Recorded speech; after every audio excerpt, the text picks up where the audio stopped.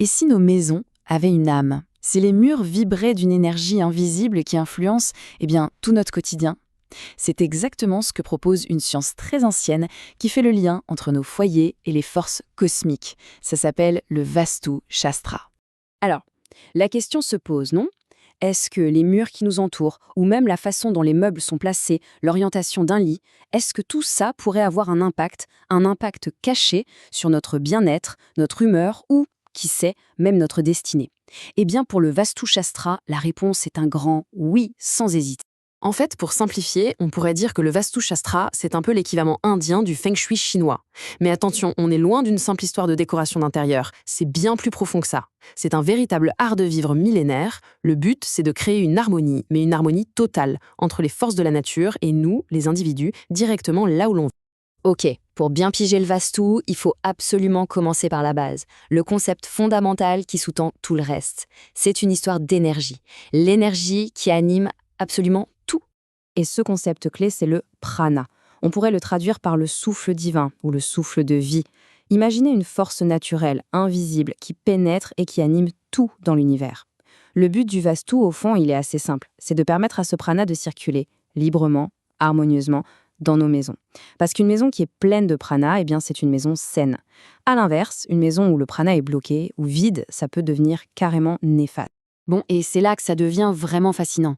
Ce prana, cette énergie de vie, ce n'est pas juste un flux uniforme. Non, il est composé de 3 qualités, 3 saveurs si on veut bien distinctes. On les appelle les gunas. Et ces gunas, ce sont eux qui gouvernent absolument tout ce qui existe. En gros, ces 3 gunas, ils représentent le cycle de la vie. D'abord, on a Sattva, c'est la naissance, la création, la pureté, la lumière. Ensuite, il y a Rajas. Ça, c'est la vie elle-même, l'action, la passion, ce qui maintient les choses. Et enfin, on a Tamas, c'est le déclin, la transformation et la mort qui prépare bien sûr à une nouvelle naissance. C'est un cycle éternel. Alors, concrètement, qu'est-ce que ça veut dire pour un lieu de vie? Ça veut dire qu'on peut consciemment choisir de cultiver une de ces énergies, juste en jouant sur les couleurs, les matériaux et même les formes. Prenons Sattva, l'énergie de la création.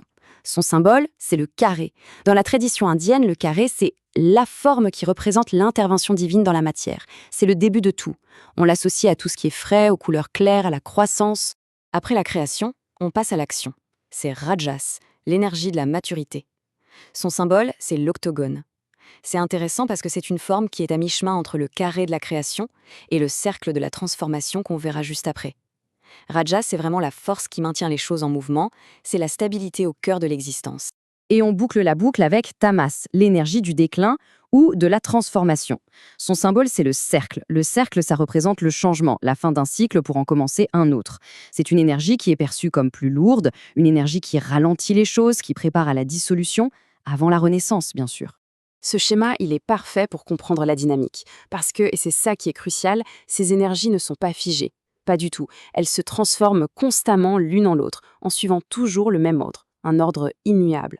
Le prana, il entre dans un espace sous sa forme la plus pure, sattva, puis il évolue vers l'action, rajas, et il termine son cycle en énergie tamas, plus dense.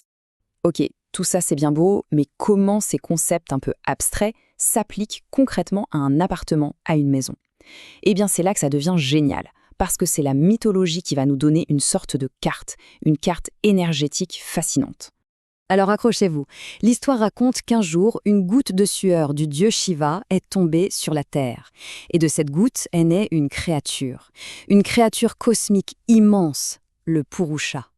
Le problème, c'est qu'il était affamé et il a menacé de tout dévorer dans l'univers. Alors là, panique générale.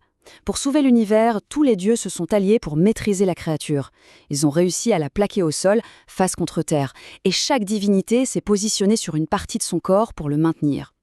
Et c'est ce corps immobilisé, qui est devenu un plan sacré. Un modèle en fait pour toute construction qui se veut harmonieuse. Et voilà ce plan, c'est le mandala Vastu Purusha. Et là, le point absolument crucial à comprendre, c'est que le corps de cet être cosmique, il correspond directement à la disposition idéale d'une maison. Sa tête, ses bras, ses jambes, chaque partie de son corps est associée à une zone de la maison et à une énergie bien spécifique. Et comme par magie, cette carte mythologique se superpose parfaitement au flux d'énergie dont on parlait tout à l'heure. Regardez, l'énergie sattva, l'énergie pure, créatrice, elle entre par le nord-est. là où se trouve la tête du Purusha. Ensuite, elle circule, elle se transforme en énergie Rajas sur les côtés, et elle finit par s'accumuler sous forme d'énergie Tama, lourde et inerte, au sud-ouest, pile là où se trouvent les pieds de la créature.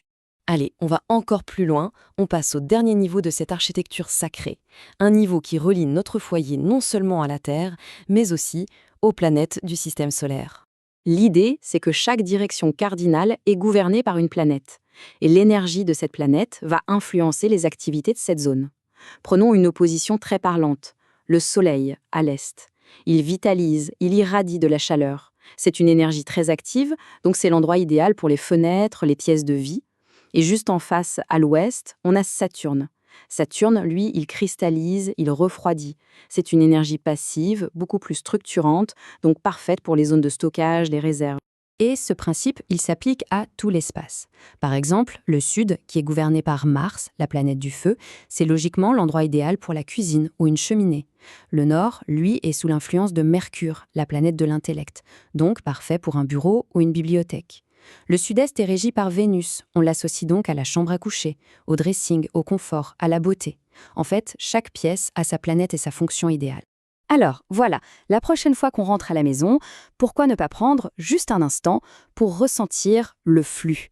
Est-ce que cet espace est un lieu de création, d'action, ou plutôt de repos? En comprenant ces anciennes cartes énergétiques, on peut commencer à voir sa maison non plus comme un simple abri, mais comme un véritable partenaire vivant dans notre quête d'équilibre. Et ça amène une question intéressante. Quelle serait la toute première chose que l'on pourrait changer chez soi pour inviter une meilleure énergie dans sa vie?